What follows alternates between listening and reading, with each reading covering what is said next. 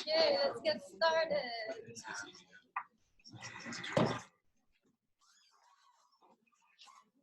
You have a test this weekend, right? Yeah. Can't read. Great. All right, Susan. Yeah.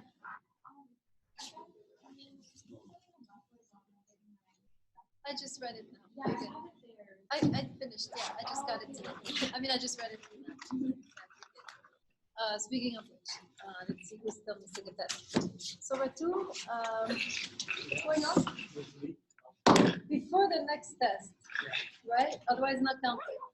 So has to be before. Yeah, I don't have to wait. So by Friday. Okay. What? I guess so. Yeah. Okay, it's fine. Yeah. Yeah.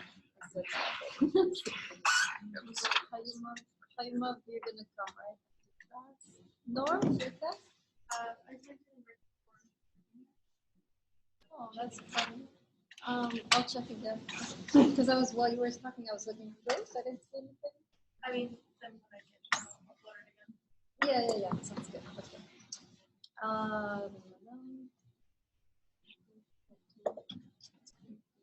Okay. All right, we're going to finish Kant today. So let's go to page 34. So let's review a little bit. Right. Remember, for Kant, we have a dual nature, right? Part of us is like a wolf, right? Part of us is wolf-like, that's the instinct. And then part of us is actually interested in morality, right? And this is reason. So he's very different from both his Christian and his more secular counterparts, right? In affirming that part of us is good, right? Part of us is intrinsically good. Part of us is kind of sensitive to morality. And that's the part he's trying to awaken through this book, right? He's trying to really help us attune ourselves to this part, know what this voice sounds like so we can recognize it among the many voices that populate our heads, right? Our minds when we're about to make a decision. So last time we talked more about what reason is not seeking, right? We know that reason is not after happiness, that's instinct. So we are... part of us is interested in happiness. This is the instinctual part of us. But then we have this faculty, which is often going against our happiness, right? So we don't yet know what the voice of reason sounds like, but we do know what it doesn't sound like, right? That's what we established last time. What the voice of reason doesn't sound like is what's good for you, right? That's instinct. As soon as you're telling yourself, I better do this because that's good for me, or I better not do this because that's not good for me, that's instinct. Right? And by the way, most of our lives, we are living on the instinctual level, and that's fine, right? Kant is not saying instinct is bad. No, instinct is good. Instinct will keep you alive, right? So most of our decisions are instinctual decisions, right? What should I eat today? How many hours should I sleep? Should I go to this party or not? Should I smoke this or not? Should I go on this diet or not? Should I choose this career? Should I choose this partner? This is all instinct, right? Very rarely you will have this moment where morality is demanded of you, right? Should I kill this person or not, right? Should I use this person or not? So we're going to talk about that. So today, finally, Kant is going to disclose to us what the voice of reason does sound like so that we can then very clearly hear it when we are in this moral position, right? So he begins first on page 34 by reminding us where this voice is to be found. And he says this on the top. Here, philosophy is seen, in fact, to be put in a precarious position which should be firm, even though there is neither in heaven nor on earth anything upon which it depends or is based. In other words, morality is not based on heaven, is not based on earth. So let's stop there a little bit. Let's see what he means by that. What does he mean by heaven? He's trying to be poetic here. It's one of the rare moments. Right? What does he mean by heaven? Why does he say morality is not based in heaven? What does he mean by that? Yes. That God in heaven does not make morality. Okay, very good, right? Religion is not that which taught us morality. He's going to argue that religion emerged out of our own sense of what is moral, and then we started to write these scriptures based on what we knew. There has been no big, right, stupefying revelation from God, what is good, what is evil. We know, right? What does he mean by earth? It's a little trickier. What does he mean by earth? That we cannot find on earth. Morality, yes. Not created by man. Exactly, right? So man-made laws, right? This is not where we should expect to find morality. And this is actually one of the interesting passages of Kant, right? Where he says that, you know, the law, that it's the legal aspect doesn't make, if it's legal, doesn't make it moral. And the reverse also, if it's illegal, doesn't make it immoral either, right? We have laws in this country that are legal, but for Kant, not moral. Give me some examples. Let's have some examples of laws in this country that are legal, but morally speaking is not that great. Anybody have the ideas? Yeah. Capital punishment in some states. Okay, very good. Capital punishment, legal, but for Kant, right? Taking the life of someone, we'll see today, especially why that is a problem, right? This is morally problematic that another human being takes the life of another human being, even if it is legal. What else? Any other laws? There's a bunch. Yes. I think like in Florida, they're allowed to carry guns on them. Yes, the law that says don't carry guns, is that it? Although it's not immoral either, right? Don't carry guns doesn't hurt. No, but it's like I think you can carry a firearm. Oh, the law that you can carry guns? Trying to think. Not that I like that law or anything, but it's actually where is the moral problem of carrying a gun? Because like that increases like gun violence. Yes, but this would lead to, okay, so it could lead to killing. So in that sense, yes. Oh my goodness, this fan, I can't even hear myself talk. Can you hear me? Mm-hmm. Okay. I can barely hear myself. Okay, good. This is a law that is morally on the path, but is problematic. Yes, good. Any other laws that you think is problematic? Are you familiar with this law at the border that is forbidden to, if there's a refugee, it's forbidden to give them food or drink? Did you know this? It's actually illegal to help. Did you know? Who else knew? I'm not inventing this, right? Anybody else know this? Am I the only one who knows this? Am I right? It's Have not you heard food and this? drink, it's harboring. Harboring, right? Yeah, it's illegal to harbor. So you can give them a water bottle. You can give them You can't water. bring them into your home. You can't bring them in your house. Okay, so it's illegal to bring someone in your house who is an immigrant who needs help, right? Illegal, moral. On the moral level, it's a different question, right? It's moral, highly moral to bring someone in need in your home, right? So we need to be highly aware of this. That's often what is legal doesn't mean it's moral. And I think Kant is one of the precursors of civil disobedience, right? He would agree with that and say, you know, it's sometimes we need to follow only our inner law, right? And if society is prescribing laws that go against our inner law, we have duty to break them, right? According to Kant. Yes, Stein. Wouldn't you be a closer approximation to Gandhi's civil disobedience by nonviolence? Yeah, of course, nonviolence, obviously. Yeah, I'm not going to say civil. That's been always how civil disobedience has been, right? It's always been traditionally nonviolent. You don't start to become immoral yourself to make society more moral, right? So the idea is I break the law without necessarily committing anything immoral, but I can commit something illegal in the name of something moral, right? And this is very interesting here that Kant, you know, he seems very kind of, what's the word? Straight-laced, right? Kind of very kind of square, but actually he is one of the rare people in philosophy who is saying sometimes we have a duty to break the law for the sake of morality, right? Yes. I find it sort of like interesting that the things like Kant like a lot of his ideas sort of based off like metaphysics ideas that we see, like a lot of ethics and morality. I just feel like when I was reading this, it was kind of a part of the source of the metaphysics of it, and then sort of like look through the lens of like ethics of love, or like the lenses of love and trying to. Oh yeah. We'll get to that. It's hard. We have to really come down, right? Right now I'm bringing you up so you can get what he's saying. But then we will definitely come, especially today, we will study the concept of respect, right? Which is very, very important when it comes to loving someone. right? Okay, good. So neither heaven, neither earth, right? We need to be aware of that. Where is the moral law? Remind me? It's not in heaven, it's within, right? For Kant, we all know, we all have it. We don't need to be taught, right? Okay, so let's go now deeper into what this voice of reason sounds like. I'm on page 35. And he's going to repeat a little bit what we know, but then he's going to go a little further. So I'm in the second paragraph, right in the middle. On the left, you have a big H, hence. Raise your hand if you're there. Okay, great. All right, so I'm going to read from there. Hence, there arises a distinction between subjective ends, which rest on incentives, and objective ends, which depend on motives valid for every rational being. Okay, let's stop there. Two paths, right? Anytime we have a decision, there are two paths. The first path is subjective ends. What does this mean? He defines it. It rests on incentives. What does it mean to have a... So an end is like a goal. The goal is subjective. What is he talking about? Is this instinct or reason when you're acting and your goal is subjective? Instinct.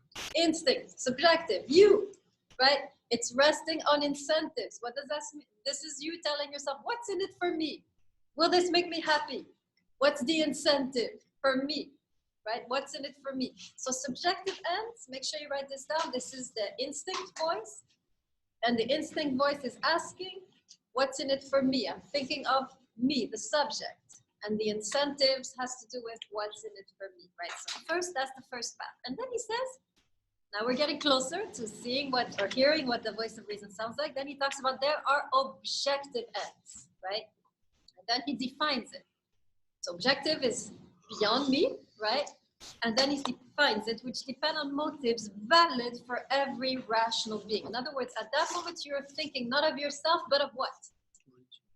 Others. And not just others, right? Very specific, every rational being. Okay, so we have to be careful. It's not just thinking about others. Remember, because last time we saw how making other people happy doesn't necessarily mean it's a moral action, right? What's the example I give you? You have a gangster friend who wants to rob a bank, and they're like, hey, can you drive me? I don't have a car, can you drive me? Right? And you're trying to make them happy, but you're committing a big immoral act, right? So it's not just other people, it's you have to think about other people as rational beings. Okay, this is very important. Make sure you write this down. So the first one is you're thinking about yourself. The second one, you're thinking about other people, but not just other people's happiness. No, you're thinking about other people as rational beings. You're looking at that person and you're thinking, I need to take into consideration that you are a rational being before I act. But we now have to understand, what does it mean to see someone as a rational being? Okay, write this down. What does it mean to see someone as a rational being? That's what we need to figure out before we can know what reason is looking for. Okay, he has a definition. Last paragraph. Now I say that man. Are you there? Wave at me. Okay. Definition right here. Now I say that man, and in general, every rational being exists. Here's the definition: as an end in himself and not merely as a means to be arbitrarily used by this or that will. All right, let's translate that. What does it mean that to see someone as a means and to see someone as an end? What does it mean when you're seeing someone as a means to something? Yes? As a tool. Okay, very good. To see someone as a means is somebody that can be of some use to you, right? What you're seeing them, what they could do for you, what they could bring you. What does it mean to see someone as an end? Yes? You see it as like the future? Like ending? Almost. It's a slightly different meaning there. Yes. As the thing you are trying to get. No. That's the means, right? No. No, that. I see what you're saying, but no. Yes, go ahead. Like they can't help you out anymore? You're very close. To see someone as he's precise, he says as an end in himself, as an end in himself. What does that mean? Yes. Maybe something that benefits you? No, that's means. Yes. You're so close. You're so close. You see? What you can do? No. Something that hurts you? No. Someone that relates you? No. And then, yes. We can just put into words, like someone who isn't really there for any benefit or any reason. They're just there. There, good. Yeah. They're valuable in themselves. They're not valuable for what they can do to you or for you. They're valuable in themselves. They have value apart from their use. Very good, Miwala. That was the closest. Yes. Okay. So when you're looking at someone as a rational being, you're seeing them not as an object that you can use, like the bottle here, that you can use or discard, right? You're seeing them as something you cannot use, something that you should not use. Okay, let me be very clear, right? When I see the bottle, right, I can take this bottle, I can hurl it across the room, when I'm done with it, I can throw it away. I'm using it all day long, I don't care about this bottle, right? I can do whatever I want with them. Kant is saying, this is exactly how you should not treat a human being. A human being is not an object that you can use and discard when you're done. That's what he's saying. Let me say that again. A human being or a rational being is not an object that you can use, and then when you're done, you discard, right? A human being is sacred ground. You want to use, and at that moment that you're trying to use, because we want to use everything, let's be honest, right? Our natural impulse in life is to take whatever is out there for ourselves, including people, right? But as soon as you're about to stretch your hand and use someone, you should be getting alarm bells, right? You should be feeling slightly uncomfortable about that. That discomfort is what? What part of you is uncomfortable? Reason. Your reason at that moment is making alarm bells, okay? So that's what reason is doing. Reason is the part of you that is sickened anytime you're about to use another human being as an object. Reason is that part of you which can distinguish between objects and human beings. Reason is that part of you which will feel uncomfortable as you're about to use another human being or as you're about to discard them. There is a discomfort within you. That's the voice of reason. That is what reason sounds like. Are you all with me? Right? So reason is not so much about happiness, right? It's not about making the other person happy. It's about preserving what Kant calls their dignity as a human being. Dignity means you cannot just use and discard however you want. This person is sacred ground. This person is not for you to possess. This person is not for you to just throw away. This person is not for you to use. This person at this boundary here, you will stop, right? That's what reason is telling you. Yes? So that connects back to the last lecture when we talked about the situation where if you would let me through and cheat, and you said that was sort of the integrity of the purpose factor.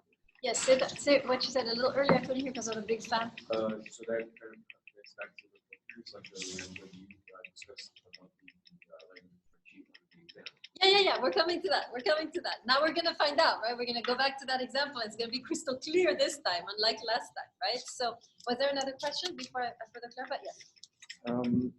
Kant runs into a problem where he's contradicting himself in that any person that you leave to themselves, that in itself isn't an end. But if you try to interfere in any ways, you will derive some sort of benefit or some sort of interaction, and therefore is a means. So that includes your loved ones, your siblings. If you're trying to help them, they are all means. So only the person walking down the street, according to Kant, would be an end. And you can't run society that way. That is not a moral person. That's an uninvolved person.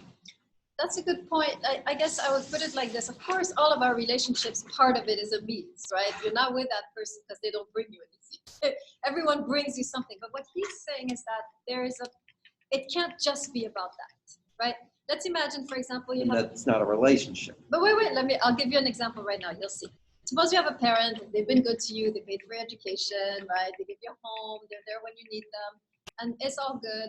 And so you love them, you're respectful because, you do need that money coming in, right? And all of a sudden your parent goes through an accident, they're complete invalid, they lose all their money. Now they're on your charge. There's nothing good coming from them anymore towards you. They're in a bad mood, they're handicapped, they're miserable, their money has stopped, they're not taking care of you. Now what happens now? Are you still going to be involved with them? Maybe How many of you are still going to take care of the ailing parent? It's COVID. Raise your hand. I'm just taking notes. Okay, good. All right. Do you see how that person is of no use to you anymore? And yet you still... Sure they are. What They're do you mean? preventing you from your guilt. Not necessarily. Sure, you can. There's a part Because you where don't have an option. Yeah. You're not given the option. See, you asked her where her hand was. And you Alright. said it like any person who doesn't do that, they're committing an immoral act, which is true. Yes. Supposedly. Yeah, if yeah, you're yeah, going to yeah. go that way. However, preventing you from doing that immoral act is within itself a means to prevent you from dealing with that guilt. Partly, that's true. There's the element of guilt, but sometimes, you know, after a while, when they get really, really on your nerves, there's a point where, you know what, What I'm about ready people to who like send their parents off to nursing homes? Totally, yeah, and that's People when, do it all the time. absolutely. Are they doing the wrong so thing? Kant is saying, right? Of course, there's a little bit of mix with the And means, just because you right? already received the means, you've already received the means. Absolutely. So just because the Let's take reciprocation another does not mean the example, means. because this one is a little, perhaps a little too personal. Suppose you're dating someone, and then I'll get you guys hands. You're dating someone, and it's going well for a couple of years, and then they start to, something happens to them, they lose their job, and they're stuck at home, and they develop a mental illness, and it's really like just getting on your nerves. And what is the next thing that you're going to do? Right? Yes. Trying to get them help. What? Trying to get them help. Okay, so you can try to get them help. So even though they're not bringing you anything at that point, you choose at some degree, some level to stay with them, even though, because they have value in themselves, not just what they're bringing you. So what Kant is saying basically is that most of the time people bring us what we need, but there are moments when they don't. And what then, right? And what Kant is saying, right? The human being has value beyond what they bring you. They are deserving of your love even when they do not bring you what you need, right? So the example, for example, he would say, even somebody who is incredibly evil and criminal is deserving of not being used because they're a human being. Nora, you had a point to make? I was just going to say that even in your scenario of parents, or in your scenario of, you know, relationship, wouldn't it be them sort of using you as a means in that case? Like, where do you draw the line? If they're completely relying on you now, right?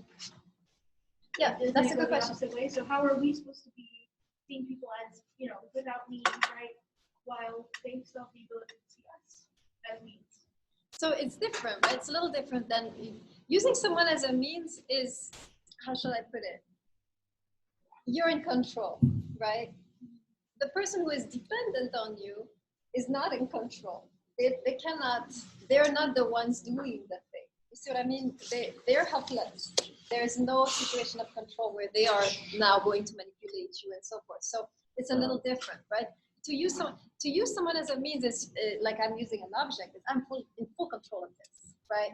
Now that person can become manipulative and toxic, and then they're using you as a means, right? But it's just a helpless need.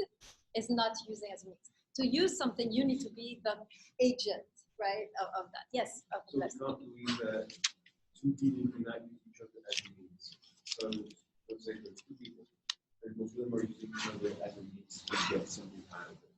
Not say that that really doesn't exist because one has a greater sort of control over the other person, or So yes, I mean, most of the time we're doing that, right? So absolutely, we're usually using each other to a certain degree, right? But Kant is saying it can't be only that. There has to be more in the person. There has to be this part of them that you value, even if it doesn't bring you anything. That's what he's saying, right? So, let me continue. So let me give a few examples of this. So first, let me summarize one more time so you can write this down, right? What Kant is saying here is that reason, right? The part of us that is reason is not interested in the happiness of others. It's interested in the dignity of others, right? What is at stake for reason is whether that person's dignity is protected or not, right? Are you about to use this person like you use all the other objects in the world, right? Everything in this world is at my disposal. I can do what I want with this phone, with this book, with this table, with this classroom, with this fan. I can do anything I want, right? But when it comes to people, my actions have limits. And that's what Kant is saying, right? Reason is the part of you that curbs you when you're about to use a human being like a mere object in the room, right? So reason is that part of you which recognizes that human beings are sacred grounds. You can do everything you want, but here you cannot step any further. You need to pull back, right? And this pulling back, when you're about to use someone and you choose not to use them, this he calls respect. Okay, so let's go to the quote on that. Page 36. I'm going to read from the top. We're going to go over the same ideas and then get to respect. On the other hand, rational beings are called persons, right? So this is seeing people as persons, not as objects. Inasmuch as their nature already marks them out as ends in themselves, meaning they have value in themselves. They're not just there to be used by you. They also have value in themselves, apart from what they can bring you, i.e. as something which is not to be merely used as a means, and hence, here's the key.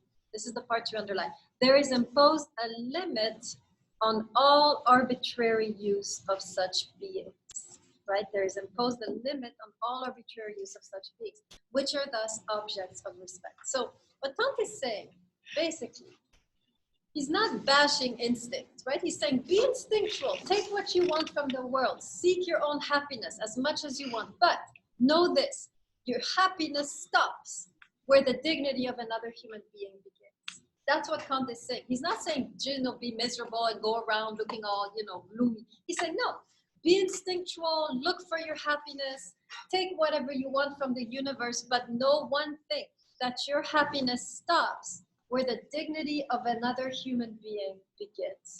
That's where reason will curb you, right? Reason will be very quiet as long as you're dealing with objects and you're taking and you're eating and you're throwing away and you're doing what you want.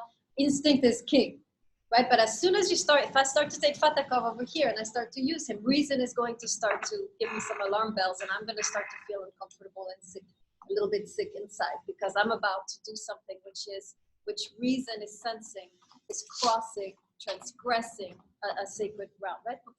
So what if let's say a scenario where a person is in that position where they thinking that sort of, I guess, a hold of another person with any sort of influence with any sort of abuse of specifically, and they then themselves gain happiness from abuse of the other person. Yeah, absolutely, right? So most, right, situation of using is I'm getting happiness from you, right? Not just, you can gain happiness without touching the dignity, but when you're starting to use for your happiness, right? You can be happy by hanging out, having a good conversation, going to a movie, that will bring you happiness, nothing wrong with that. But when I start to use you for me, that's when my happiness has crossed the line, right? And we can give examples of this, and we should, right? Think of examples. I'm gonna ask you to, yes. What if it's like, not obviously using somebody is not good, but what if you use a person, right? But then after you got something out of them, you then decide for them to pay them back? Wouldn't that be considered moral? So that's different. That's a transaction, right? So it's not like, so you say, please do this and I'll pay you. So it's not using, right? Because it's like a business transaction. So not like paying. Like, for example, I ask a friend to help me with the homework, right? I got a benefit out of it, but then they need help with their project. Then you decide to help them out. Isn't that considered like moral because you're giving something and they're giving you something back? I think helping someone is different from the example which we're going to talk about being cheated on, right? Helping someone is you're not being used, you're helping. Like also, like Nora was saying, the elderly parent or whatever, you're helping is not taking away your dignity. No, but it is taking away theirs to some extent. Yes. They lose their independence, they lose their dignity, and yet you're doing it to their benefit. Well, no, dignity doesn't have anything to do with losing your independence, right? Dignity is a little different. Dignity is becoming an object. It's not necessarily becoming passive. It doesn't mean you're dependent. It means somebody is actively using you to their benefit. The question still stands. What do you mean? I give you the narrow definition. If someone's using you, correct? It has very little to do with what you're doing. It has everything to do with what they're feeling. So it's completely subjective to the person and has nothing to do with you. Therefore, it's not your morality is not dependent on you. It's dependent on whatever they're feeling. I don't follow you. You want to help? You know him from the conversations. Go ahead. Well, I was going to say, correct me if I'm wrong, but I think what you're saying is that it then becomes subjective because if you're doing something for the benefit of someone else, depending on how they feel about it, if they're unhappy with it, right, then you're using as a means, or then, it depends on how they feel. But no, if they're unhappy with your health, that's different. That's you controlling them, right? And he's not talking about that. No. Later, Boober will talk about that. No, right? nothing to do with health. He's talking just using some, guys, this is simple. This is not hard. Don't make it more complicated than it is. Every day we use people to our own benefits, right? Absolutely. And we're going to give examples of that right now. So hold on a second. We can't get lost in the how shall I put it, acrobatics of reasoning, right? This is a very simple teaching, right, which has very clear examples in the world that we're doing all day long. So I'm going to ask you for some examples so you can see very clearly how that's it. There's nothing More to it. nothing, magic. There's nothing complex about this idea. Yes. Okay. So when we read like the other the songs, right? It seemed more of this is what we should strive to be. Is Kant saying that this is what we should strive to be, or is this how humans naturally are? He's saying you are internally programmed to feel uncomfortable when you're about to do that. There's something in you which is uncomfortable when you're about to use another human being. You yourself know you've crossed the line there. So he's not saying you should, right? Kant is not telling us what we should do. Kant is saying you know yourself as you're about to use someone that there's something deeply wrong with what you're about to do. And all he's saying is that this is what this is reason in you telling So you that. the lesson of it is more to listen to the voice of reason, but talk about reason is statements what people believe humans are actually like. Wait, say what? So what I'm saying is that when he says that there's a voice of reason that we are naturally engraved with, that's something he just believes like about base humans. But saying that we should listen more to that voice or acknowledging that voice, that's like the more lesson. Not so much, right? He's, again, right, Kant is not giving us any moral lessons, right? All he's saying is describing how we are made, right? Of course, it's his description, right? So he's not saying we should listen, right? He's saying this is how we are wired. We have instinct, we have reason, and this is what your reason is complaining about. So this is just his take on human nature. That's it, exactly. He's doing human nature, and then we decide, of course, if we want to follow our higher nature, our lower nature, as he defined it, right? He's not going to tell us, be moral, right? That's not his thing. Okay, let's look at examples. I want to look at examples because otherwise it's going to be too theoretical.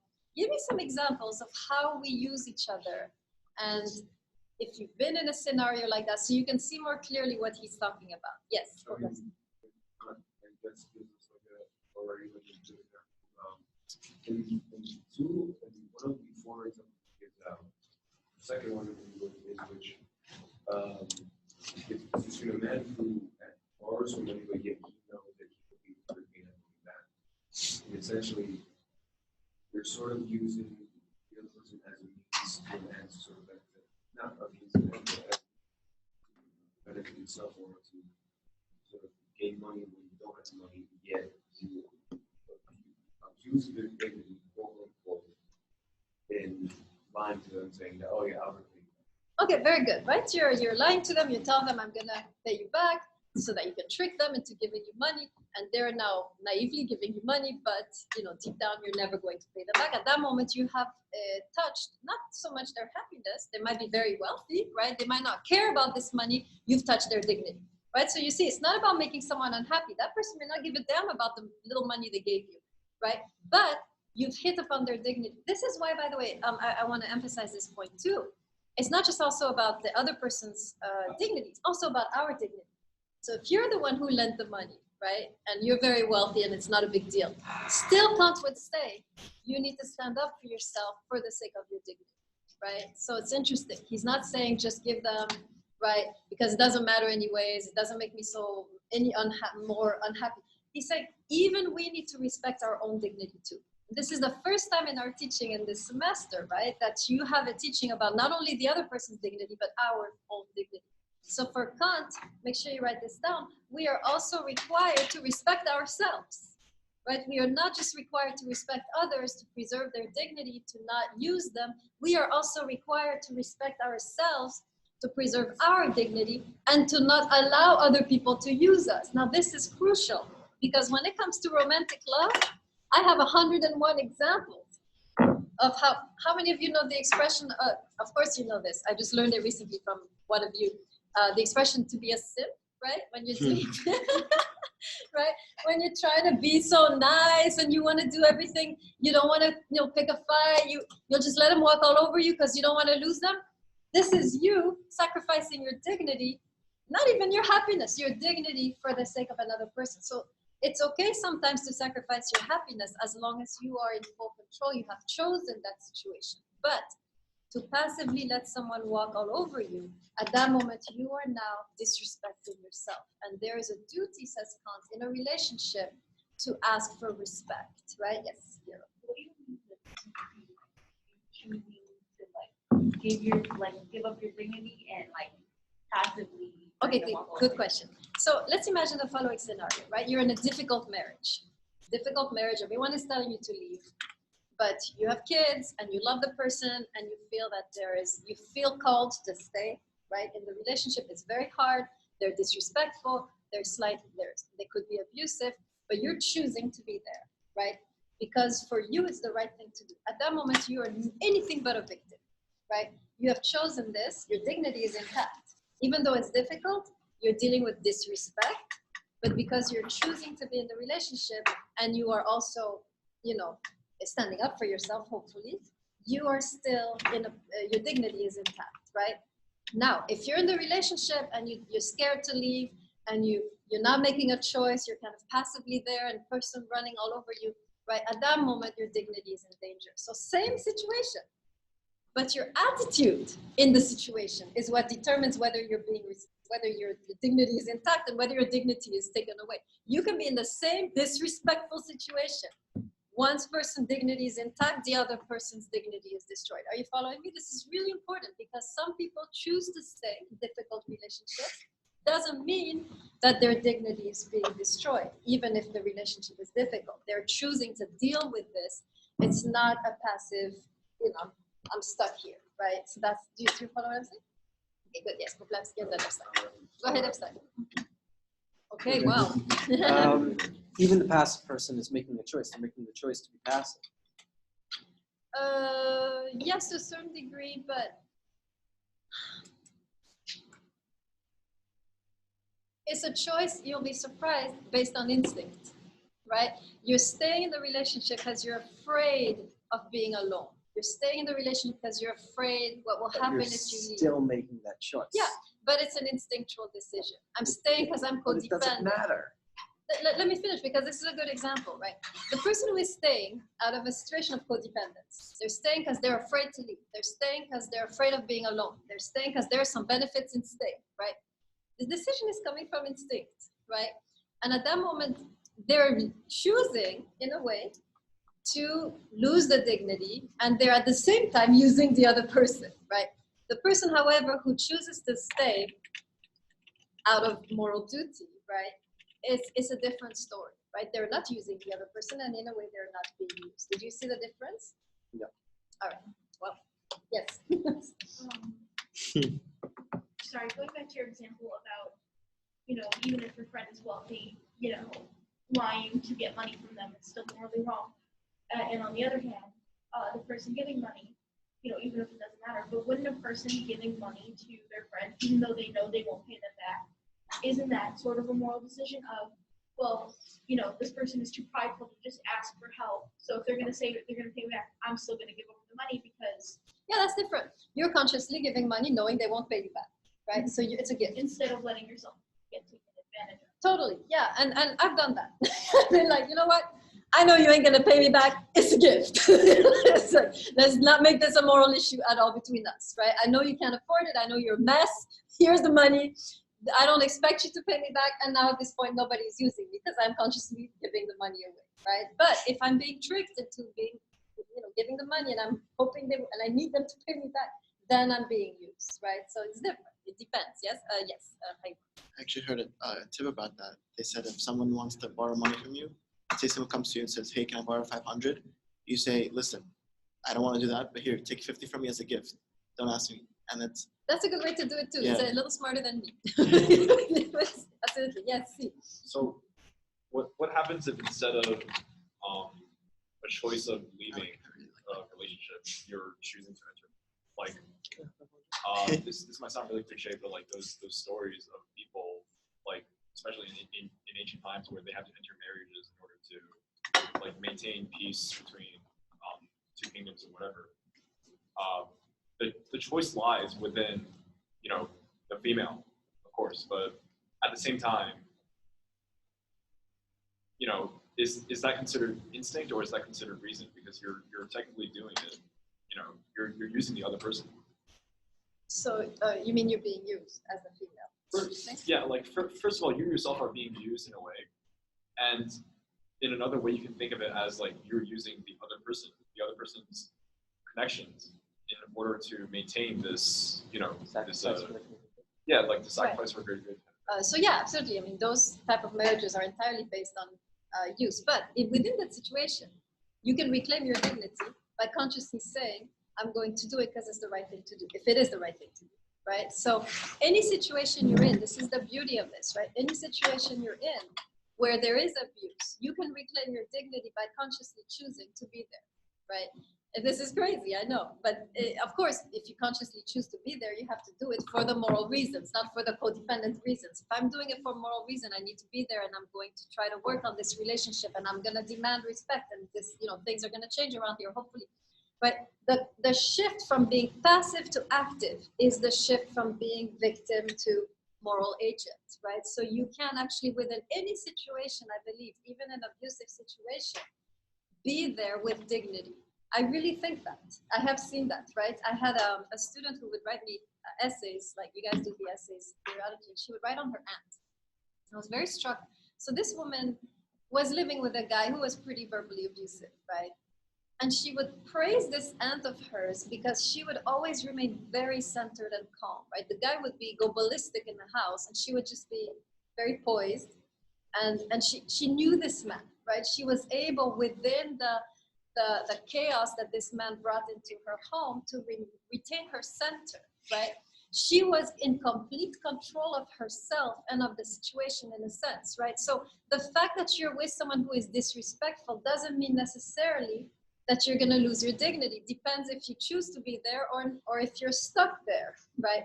So this is a very powerful tool that you can actually be in any situation and maintain your dignity, and this is based on whether you choose to be there or not, right? Yes. Go ahead. So then what would we say in this conference about someone in an abusive situation that was scared for their life to leave, Yeah, okay, you decide, right? The key here is you decide what is the right thing to do, right?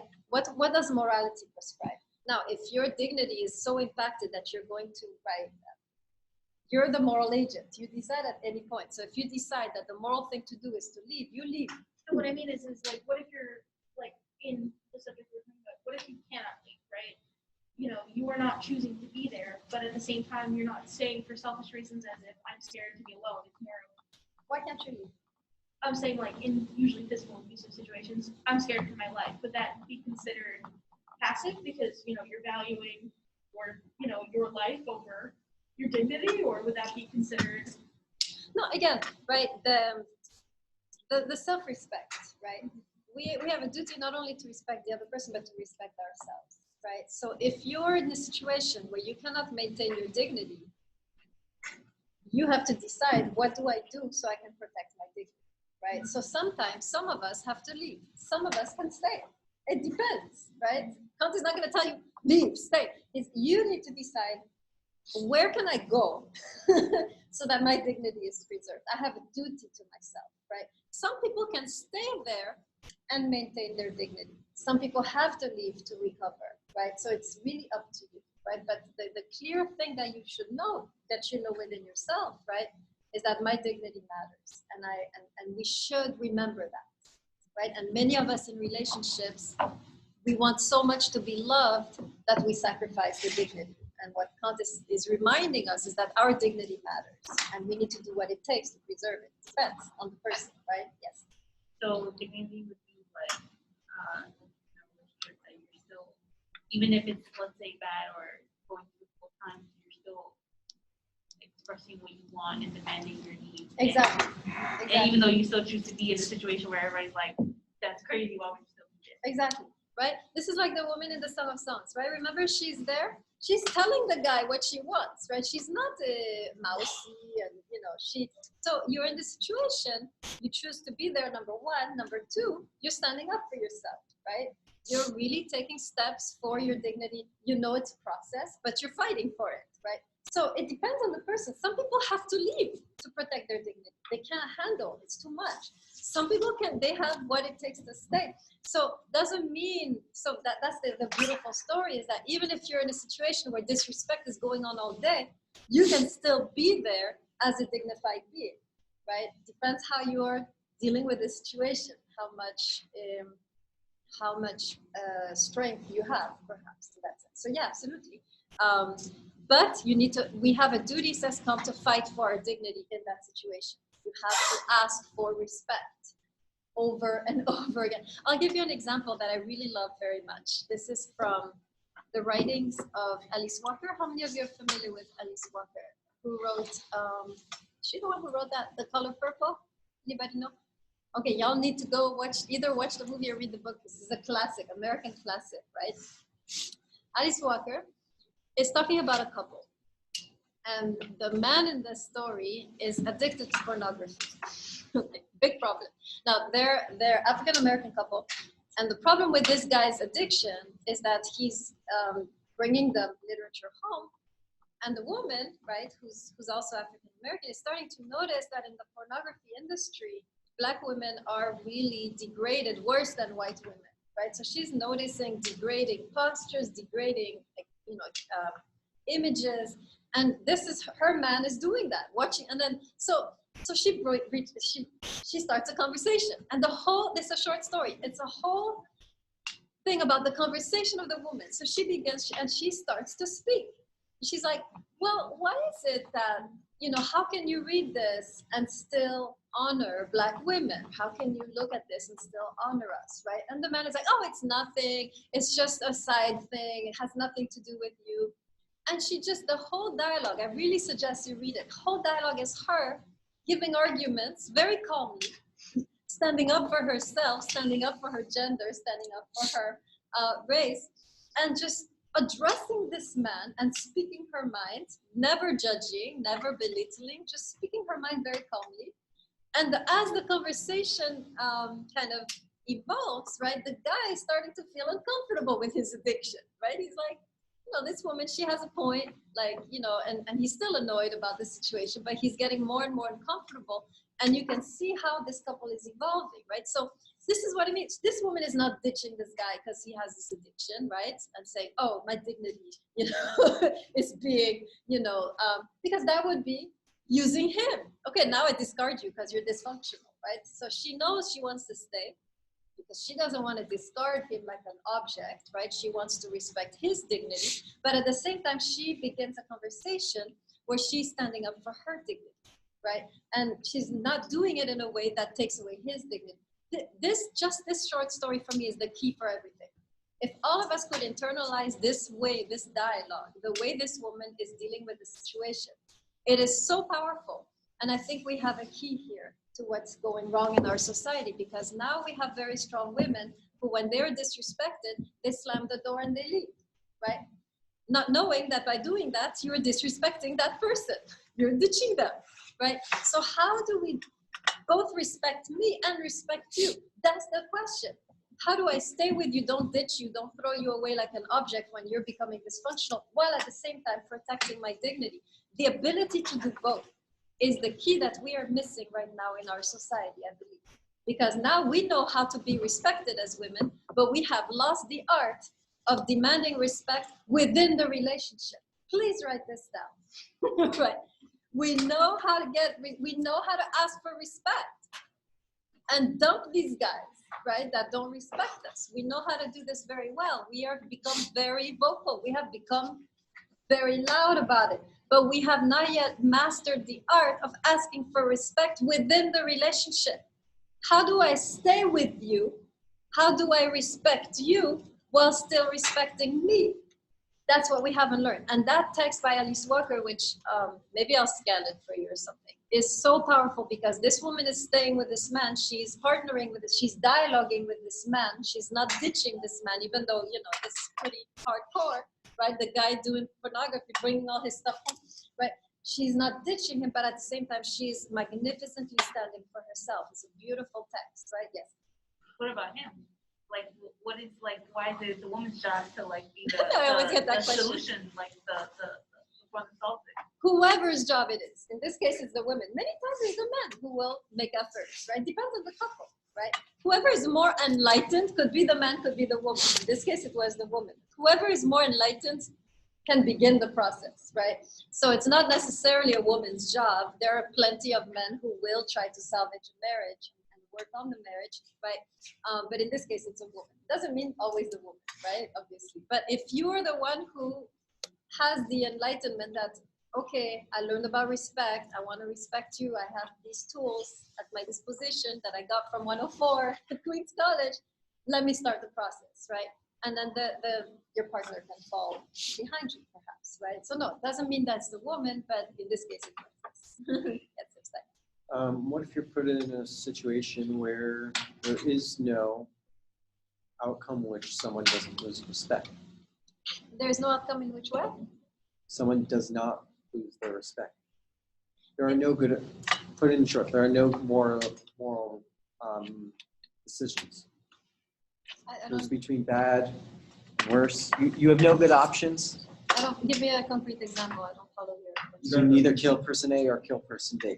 You have to choose between lesser of two Yeah, evils. so Lesser two evils. yeah, Kant would say yes, you can choose neither, but you still carry the moral guilt. Yes, That's not a, you can choose either thing you choose. Kant would say you will choose something, either doing or not doing. But what he wants to emphasize, and this is back to what we said last time, even if you do nothing, you still carry, right? Well, actually, Kant wouldn't say that. He would say you abstain.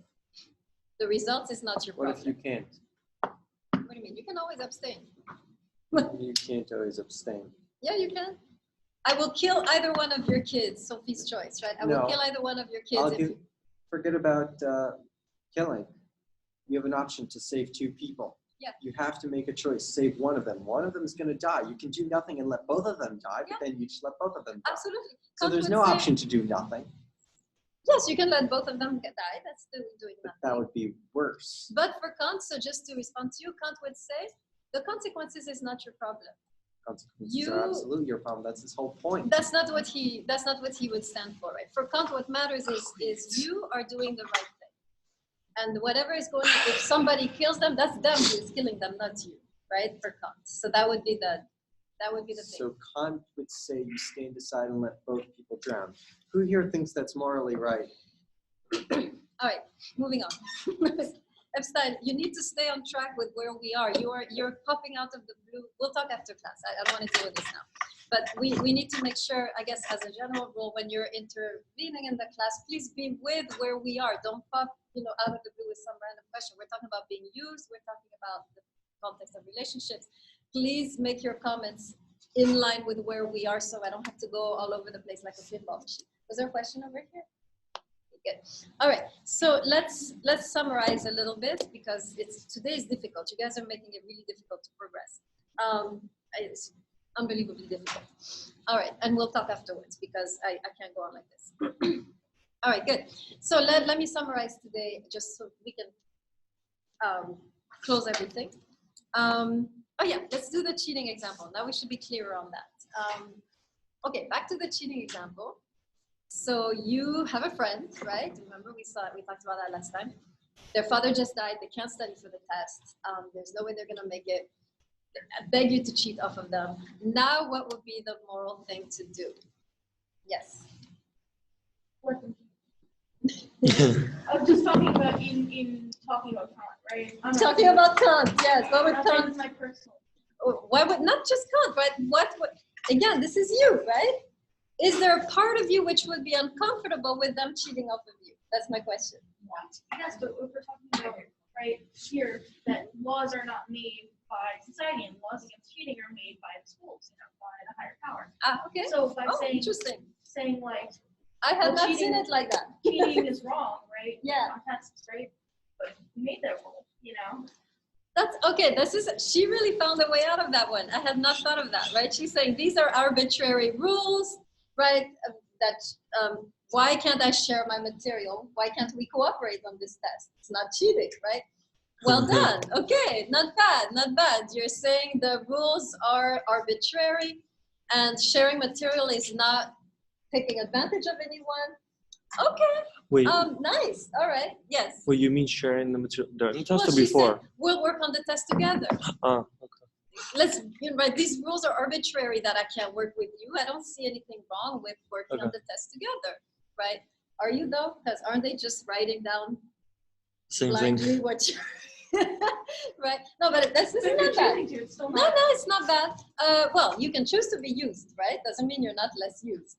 Well, no, what I'm saying is if I'm choosing to share something with my friend here, if they're not, if they're just cheating off me without me knowing, that would be using me as a means. Okay. But if I'm choosing to do so out of the kindness of my heart, that would be helping.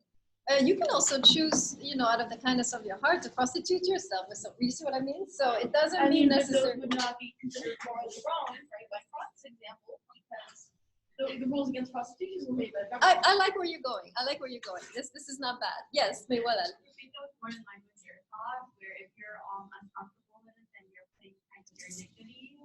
Yeah, there. that was where I was. Although Yeah. I'm good with you. I'm good with where you're going. This is interesting direction. But yes, to go back to the Kantian. So therefore, like, according to Kant, Exactly. it doesn't matter. If there's part of you that would prefer another option, there's part of you that's about to be maimed, right, wounded by the loss of dignity. So, but no, you can stay where you are because I think I just have a question. Yeah. But then even in that case, wouldn't it be considered a sort of instinctual thought to say, well, it makes me uncomfortable, but why? Because you don't want to get in trouble because you think it's wrong. Okay. Like, Yes, you have to decide, why am I uncomfortable? Is it a moral discomfort or is it a happiness discomfort, right?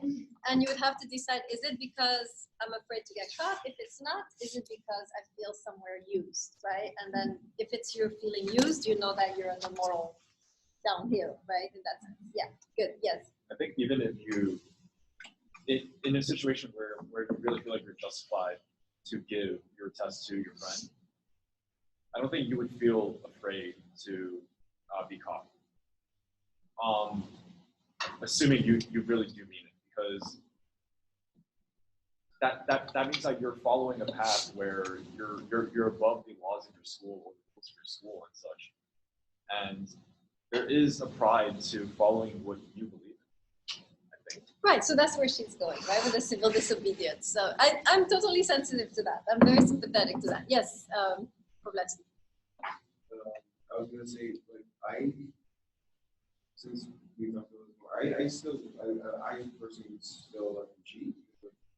He had just said previously, Kant would say it's morally right. I feel like he would say it's morally right to allow you to cheat because whatever your morals may be on cheating, especially cheating when your friend cheat, that would automatically override whatever nature's laws or societal laws would impose on you. So That's what she's saying. Yeah, the law is arbitrary, this rule is stupid. I don't feel used at all by us working on this test together. So yeah, this came out of the blue and it's not bad. Yes, thank you. Go ahead.